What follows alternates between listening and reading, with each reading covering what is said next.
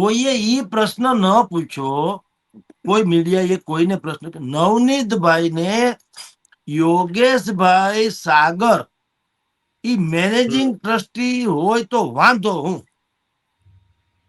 Exactly કોઈએ ન પૂછ્યો.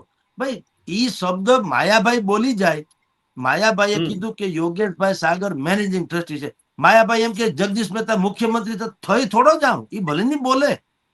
યસ, એમાં એને કીધું એટલે થઈ ગયું. માયાભાઈ કઈ એવું તો બંધારણીય હોદ્દા ઉપર છે તો બોલાઈ ગયું તો નથી. બોલાઈ ગયું, મેનેજિંગ ટ્રસ્ટી નથી તો નથી. અને નથી એટલે ત્યાં કઈ ચોપડે થોડું ચડી જવાનું, માની લો કે નથી તો નથી. જી, પ્રોબ્લેમ શું છે એ કોઈ જાણતા નથી અથવા કોઈએ તહેકીકાત ન કરી.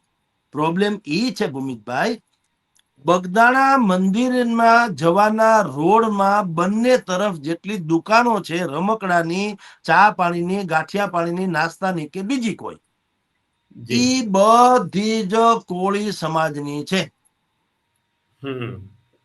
અને યોગેશભાઈ સાગર જે ટ્રસ્ટીના મેઇન ગણાય, આમ તો મેનેજિંગ ભલે શબ્દ ન હોય પણ લગભગ એનો પડ્યો બોલ ઝીલાતો હશે, કારણ કે મુંબઈના ધારાસભ્ય છે, 3-4 ટર્મના ભારતીય જનતા પાર્ટીની ગુડબુકમાં છે.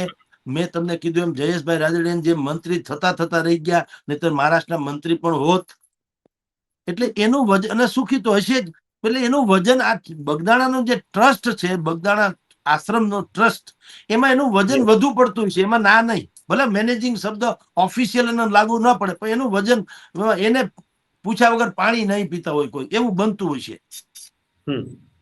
હવે વાંધો નવનીતભાઈને શું છે? નવનીતભાઈને વાંધો ઈ છે કે ઈ જે કોળી સમાજની દુકાનો જે છે આશ્રમ તરફ જવાના માર્ગની બંને તરફ, ઈ આ સાગરભાઈનું, એટલે નવનીતભાઈને એવો આક્ષેપ છે કે સાગરભાઈ ઈ દુકાનો હટાવી અને ત્યાં યા તો કોરિડોર જેવું બનાવવા માંગતો હોય, કા નવી કઈક બિલ્ડિંગ કે જે બનાવવા માંગતા હોય તે, પણ આ કોળી સમાજની દુકાનો હટાવવા માંગે છે. એટલે આજથી 6 મહિના પહેલા આ નવનીતભાઈએ બગદાણા ટ્રસ્ટને પત્ર લખીને આનો વિરોધ દર્શાવ્યો હતો કે ભાઈ જે તમારી મનસા છે આ બધાને કાઢીને ગમે બીજું કંઈક કરવાની, તો ઈ કઈ હાલશે નહીં, એવું નહીં, કારણ કે વર્ષોથી લોકો રોજી રોટી રળે છે.